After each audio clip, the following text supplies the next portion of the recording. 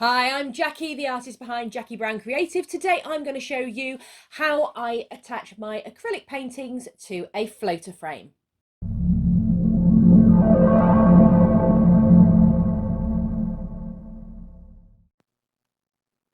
So for this framing, you will need your artwork, a floater frame, some wood screws, a screwdriver, and some cardboard spaces that I'll talk about a bit later. Generally, the measurement of a floater frame includes a 5mm gap on either side of your canvas. If you want more than that, you need to take this into consideration. But generally, you need to know the size of the canvas, that's length and width. You also need to know the depth. On a floater frame, that is known as the rebate, and you want that measurement to be as close as possible on your floater frame. Sometimes the floater frame, like this one that I've got, the rebate is slightly too deep. So what I've done is I've taken some wood and securely glued them to the underside to prop up my artwork a bit, so it's sitting just underneath the lip of that edge. I want it slightly below, but definitely not coming over. You want it to still be protected by the frame. Now on these frames, they always come screwed as well. You've got recessed screw holes already in the piece so that your frame can sit flush to a wall and the screws won't scratch or damage anything. Also on these, pay attention in case that they come with pre-started holes ready for hanging. So make sure that you're framing the right way round for that, because as I say, this frame that I've got here has already got those holes started, so to make it easier to wire my frame after I have framed my piece. So what we're going to do now is place our artwork in the frame and space it as evenly in the center as possible. And then this is going to be where those cardboard spaces that I had earlier come into play. So nice and even space all around those edges there. And then I've cut these cardboard spaces to just below the length, the depth of my rebate.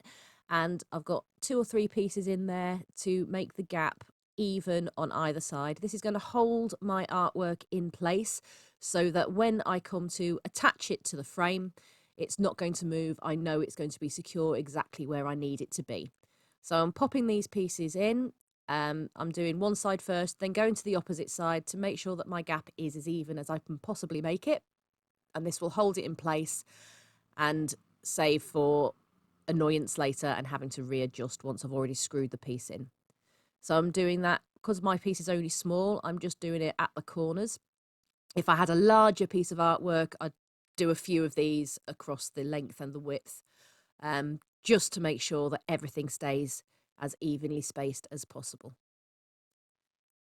So now I've done that, I can flip it over, and as you can see, those 4 drilled holes already are going to sit just where my stretcher bars on my canvas are. So I'm going to be screwing into the stretcher bars. So now I'm going into each of those holes with an awl to start me off. I don't have an electric screwdriver, so all the help I can get is needed. So that's what I'm doing here.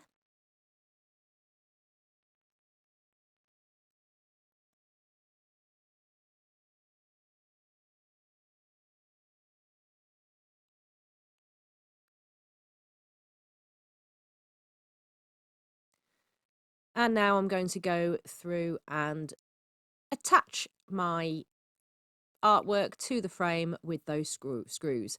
Now I work on opposite ends, so I'll screw one in and then I'll do the opposite, and then I'll do the same on the sides as well. I like to do it this way because it makes me feel like everything stays even and the tension stays even throughout. So those wood screws, making sure that they go into the recess, and then flip it over, and that's all nice and secure. And just one thing left to do. I'd recommend using something blunt to do this with. I just had my awl to hand there. Just go in and lift out.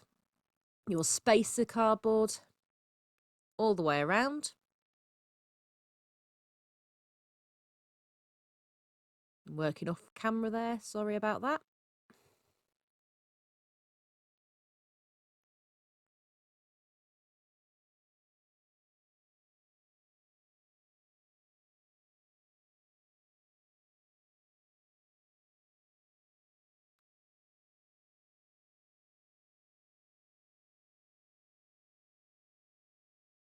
I'd advise using something blunt so that you don't damage your artwork in any way.